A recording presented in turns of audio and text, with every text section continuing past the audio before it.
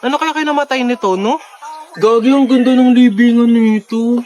Halata mo mayaman, no? May aircon kaya to or ano? Electric fan? 2022 siya namatay, 23, 24, 25. 3 years na siyang patay, te.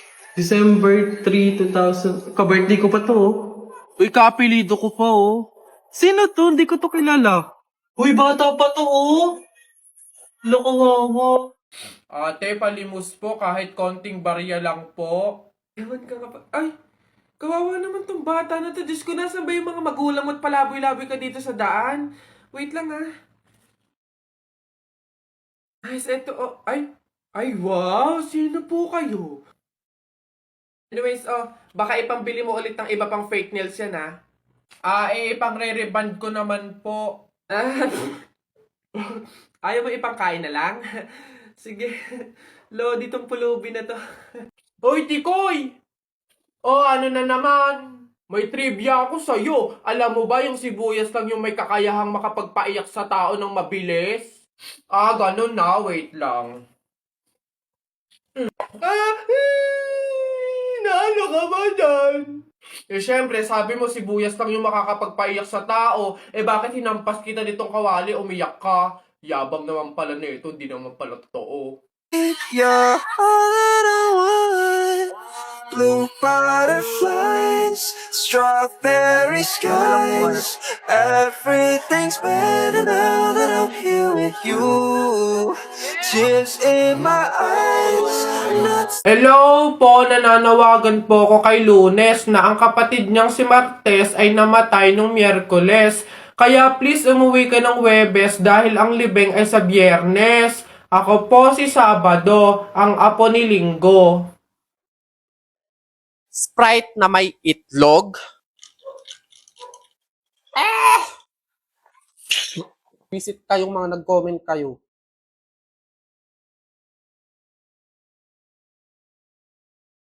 Howdy people! Grabe, masyado na ba akong masipag mag-try ng mga sinasuggest nyo sa comment? Alam nyo, pa-OA na ng pa-OA yung mga sinasuggest nyo. Imagine nyo, nabasa ko sa comment, Sprite na may itlog.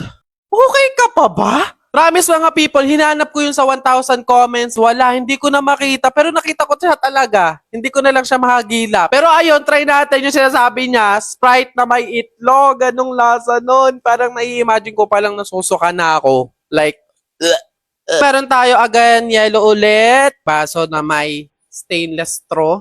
Meron tayong Sprite and egg. So first, yung ating Sprite, ASMR. Feel sa gana. Charis! Yung Sprite. Next, yung itlog. So, lagay na natin yung yellow.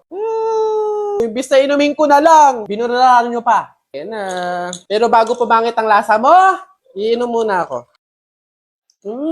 Sarap pa niyan. Pero mamaya, dahil dito, ASMR. Ay. Ayan na siya. Wala na, go na yan. Ayan na yan eh. Saluin natin. Mukha siyang mango juice.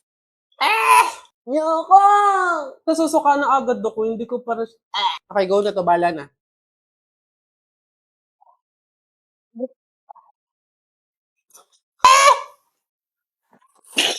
Alam sa'yo! Magsusuka talaga ako, be. Bakit gano'n nakakasuka yung yung lasa ng itlog na hilaw? Bandang taas tayo, bandang taas. Ang lapot niya, mas lamang yung itlog kesa dun sa Sprite. Last. No. Visit kayong mga nag-comment kayo.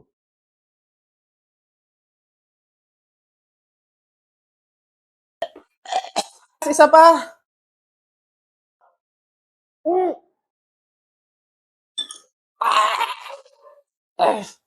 Okay na yun. Babe, andito na yung mga manliligaw mo. Papilayin ko na ha. Go lang, entertain ko na sila. Wag na, ako na to. Baka kung ano pa mapili mo. Hi, I'm Joseph, 22 years old, nag-aaral sa private school. For sure, konyo ka. Fluent sa English. Mahihirapan pa yung friend ko sa communication. Dudugo pa ilong. Next. I'm David, 25 years old, business owner, mayaman. Hindi pala hingi ang friend ko. So, paano siya tatayo sa sarili niyang paa kung mayaman na yung partner niya? Next. Ayo! Nick! Diyos ko, parang delikado pa yung buhay ng friend ko sa'yo. Hello po, I'm Christopher, 27 years old, Move It driver po. Anong sabi mo, Move It rider? Babe, eto na yung perfect sa'yo! At paano? Di ba commuter ka? Pasado, bago pasada sa Move It! High standards ang mga riders dito. High quality naman sa rides kasi pasado sila sa clearance. 100% may documents ang mga Move It riders, lalo na sa NBI at police clearance. Pasado din sa safety at gear. 100% ng Move It riders ay tinatapos ang kanilang mandatory safety at quality modules. Gear maintenance, 99.995 of our riders are infraction free. So ano, rides na tayo? Buka muna, papuntang puso ko.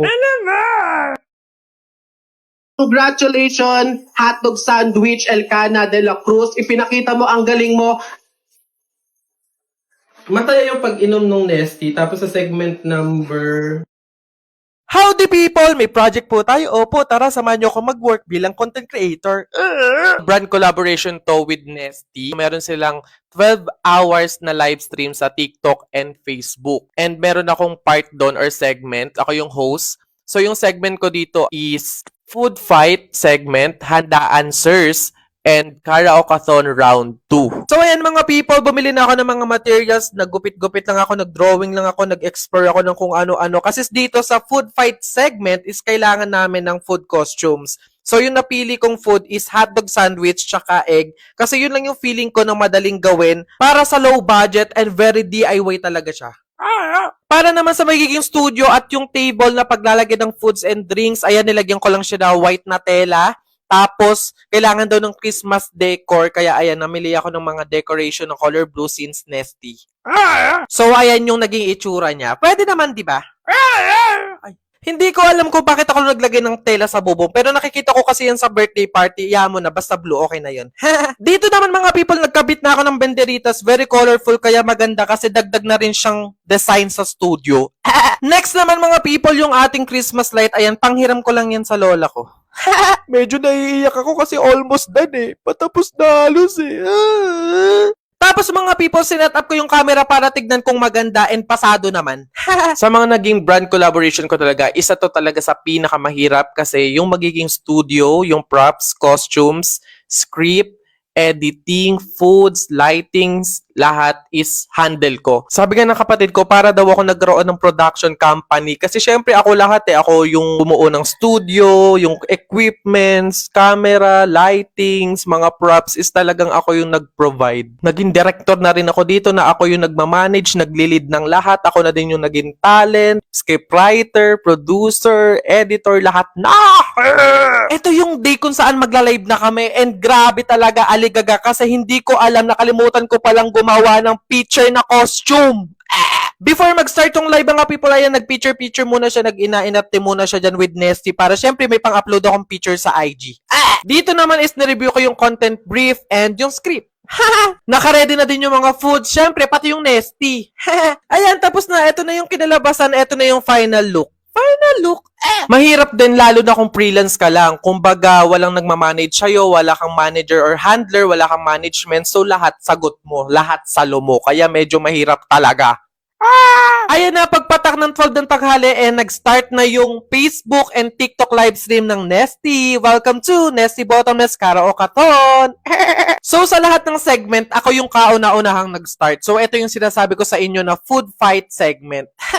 Then, ito naman yung Handa Answers, which is pangalawa kong segment.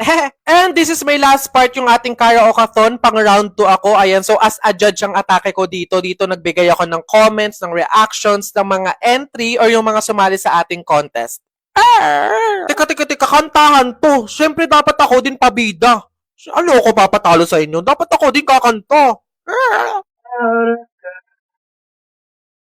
Asukal, sing mismong magmahal. Ikaw lamang ang nataisip ko kita. Ayun! Di din talaga ganon kadali kasi syempre may mga problem na nangyayari and andun na yun, di na mawawala yun. So, kailangan mo siyang aksyonan and solusyonan ng mabilisan talaga kasi meron kang deadlines, may mga timelines ka na sinusunod na kailangan mong ipasa agad-agad yung video mo. Kaya hindi din talaga ganon kadali yung work ng isang content creator kasi puso, utak, katawan, lahat talaga tumatakbo, lahat nagpa-function. Pagod, puyat, stress, lahat may experience mo dito. May time nga na kahit mag-isa ka, sumisigaw ka na para kang baliw. Doon mo na lang dinadaan talaga lahat. Parang ganito. Ayun, thank you so much mga people for watching. Don't forget to watch my other video content and follow my social media account. So ayun, sana kahit pa paano nag-enjoy kayo and nagkaroon kayo ng idea kung ano nga ba yung work na ginagawa namin mga content creator. Actually, iba-iba kami ng scope of work, pero at least, yung isa sa mga work na ginagawa namin is na ipakita ko sa inyo. So, ayun lang mga people. Send and receive good vibes. Bye!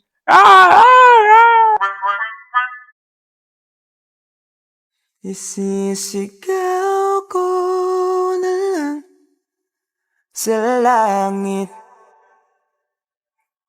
Iiiyak ko na lang sa tanawin.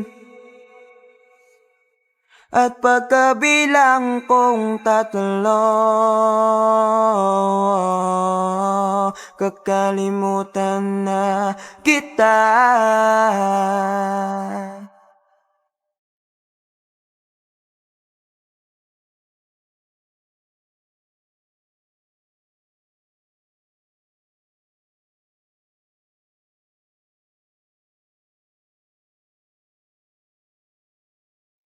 Kailangan ko nang tanggapin ang lahat na wala nang ikaw at ako.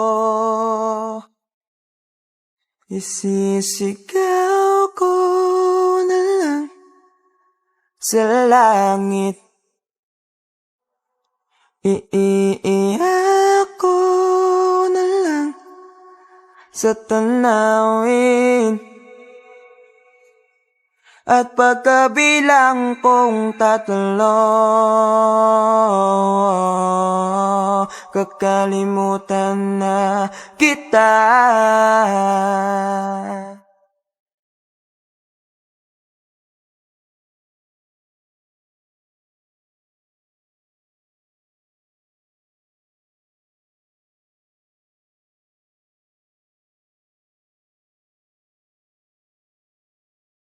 Kailangan ko nang tanggapin ang lahat.